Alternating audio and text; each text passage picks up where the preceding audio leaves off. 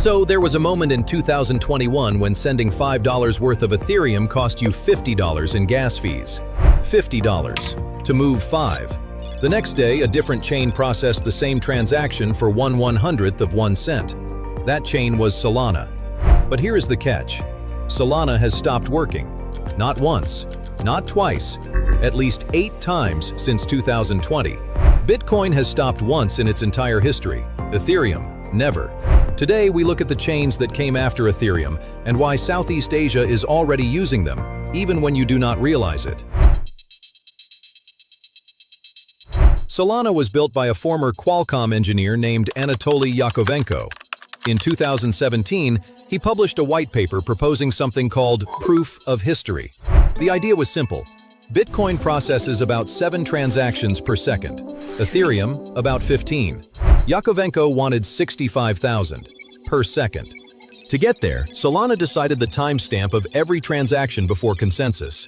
That meant validators could process transactions in parallel instead of waiting in line. The mainnet launched in March 2020. The promise worked, on paper. Gas fees dropped from Ethereum's $10 to $50 down to 1/4 of 1 cent on Solana. Suddenly, sending small amounts made sense again. But there was a cost. To run that fast, Solana required validator hardware that most people could not afford. Fewer validators meant less decentralization, and when something broke, there were fewer people to catch it. Things broke often. December 2020, a block propagation bug stopped the network for 6 hours. September 2021, bots flooded the network, memory overflowed. The chain was frozen for 17 hours. January 2022, duplicate transactions, twice in 1 month. April 2022, 8 more hours of downtime from bot spam. June 2022, a durable nonce bug. September 2022, a fork choice rule failure. February 2023, nearly 19 hours offline, the longest outage in the chain's history. February 2024, a JIT cache bug, nearly 5 hours. August 2024, an ELF address alignment bug. That is 9 major outages tracked by the developer firm Helios. To put that in perspective, Bitcoin has stopped once, in 2013. Ethereum, in its entire history, never. Then there was the connection that nearly ended Solana for good. A certain crypto exchange founder, the one who later went to prison for fraud, considered Solana the most serious Layer 1 chain in crypto. His trading firm and his exchange bought $543 million worth of SOL tokens from the Solana Foundation and Solana Labs. He launched a decentralized exchange called Serum directly on Solana. When his empire collapsed in November 2022, SOL crashed 96%, from an $80 billion market cap down to $3.4 billion. But here is the strange part. The Solana Foundation's own exposure to that exchange was less than $1 million. Less than 1% of its treasury. Solana survived. It came back. Today its market cap is around $80 billion again. And in Southeast Asia, Solana is everywhere. Indonesia, the Philippines, Vietnam. The meme coin boom of 2024 happened on Solana. Magic Eden, Tensor, the NFT markets young users in Manila and Jakarta were trading on. All Solana. When fees are almost zero, a college student in Jakarta can buy and sell 10 times in an afternoon. A street vendor in Manila can accept a $5 payment without losing half of it to fees. That is the trade Solana offers, fast and cheap. But every so often, the chain stops. For traders chasing a meme coin, an hour of downtime can mean missing the move entirely. For a bank, that risk would be unacceptable. For a college student, it is the price of being early. Solana is also where Solana Mobile, the Saga phone, launched into Southeast Asian markets in 2024. The bet was simple.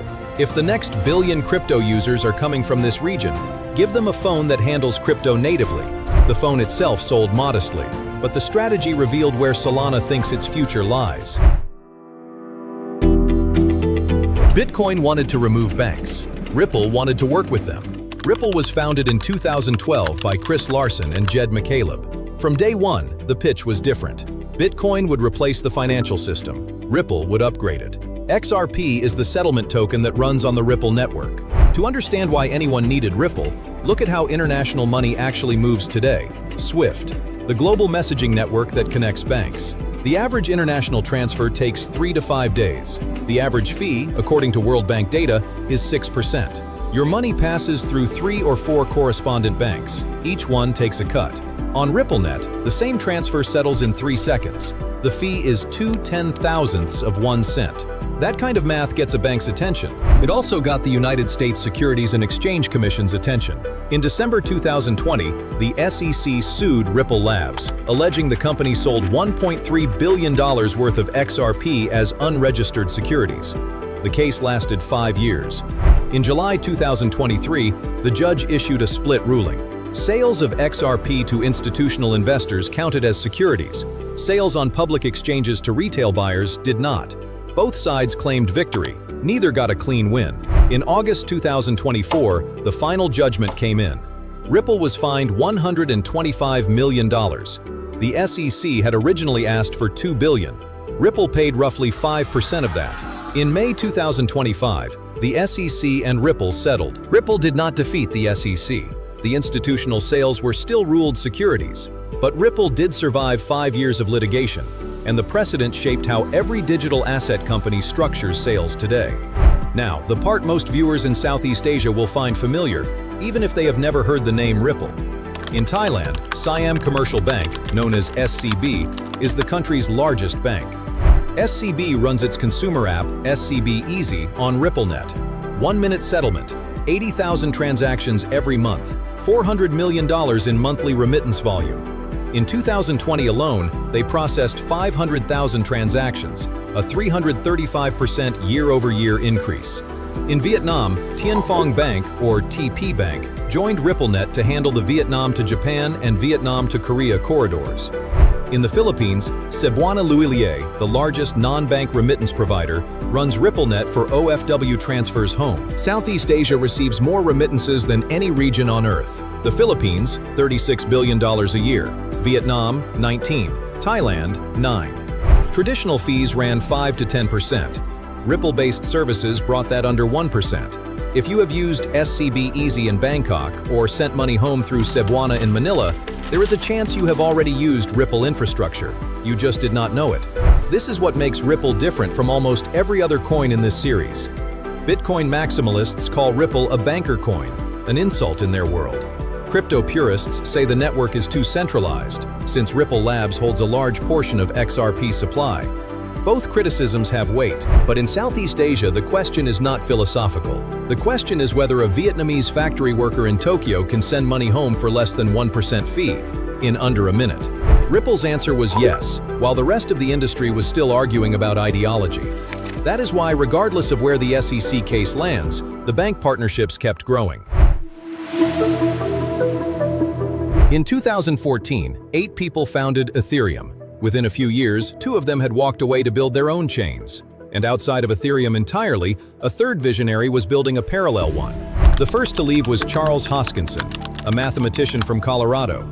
He had been in crypto since 2010. In 2013, he met a teenage programmer named Vitalik Buterin through the Canadian Bitcoin Alliance.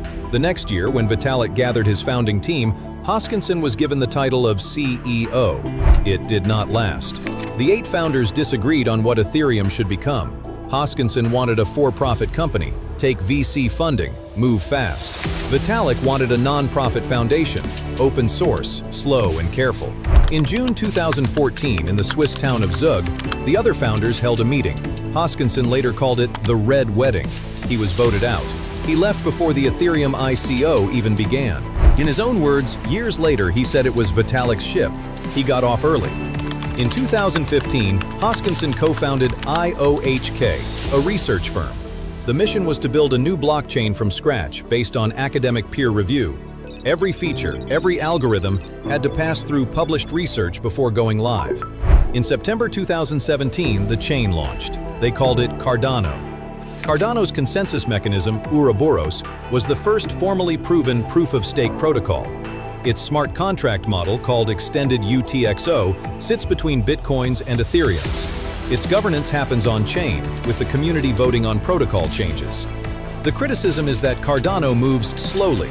New features take years. The DApp ecosystem is smaller than Solana's or Ethereum's. The defense is that nothing has broken. No outages, no emergency hard forks, and the community spans 75 countries, including active hubs in Indonesia and the Philippines. Hoskinson has said that Cardano is what he wanted Ethereum to be. But he was not the only founder who left. Gavin Wood, the man who designed the Ethereum virtual machine itself, left in 2016. In 2020, he launched Polkadot, a chain whose entire purpose is to let other chains talk to each other. Vietnam has explored Polkadot for government digital identity pilots. And from outside Ethereum entirely, a Korean-American developer named Jae Kwon built Cosmos. Launched in 2019, Cosmos calls itself the Internet of Blockchains. Its interchain protocol powers Thorchain, popular for peer-to-peer crypto trading across Southeast Asia. 2 of Ethereum's 8 founders, gone. And 1 more visionary, working from outside Ethereum from the very start. Each of the 3 building a chain that fixes what they thought Ethereum got wrong. Hoskinson wanted academic rigor. Gavin Wood wanted chains that could communicate. Jae Kwon wanted modular sovereignty. In Indonesia, Cardano meetups now happen quarterly. In the Philippines, local developer hubs have built educational programs around Cardano's research-first approach. In Vietnam, Polkadot developers have worked on government identity pilots. The chains the founders left to build are quietly taking root in this region. That is the insight worth remembering. The biggest threats to Ethereum were not built by random outsiders. They were built by the people who left, and by parallel visionaries who saw the same problems from the outside. And the same dynamic, of founders disagreeing and forking off, or of outsiders building cleaner alternatives, is the engine that keeps producing new chains every cycle. Bitcoin is the store of value. Ethereum is programmable money. Solana is fast settlement. Ripple is bank rails. Cardano is careful design. All different, all running today. But on top of every one of these chains, the coin most actively traded by people in Southeast Asia is not Bitcoin. It is not Ethereum. It is not even on this list. Next time we look at that coin, why it exists, why it almost broke once, and why in Manila and Hanoi and Jakarta, it is the one people actually hold. Drop a like, hit subscribe. Multiple subtitle languages are on for our friends across Asia, and we will see you in the next one.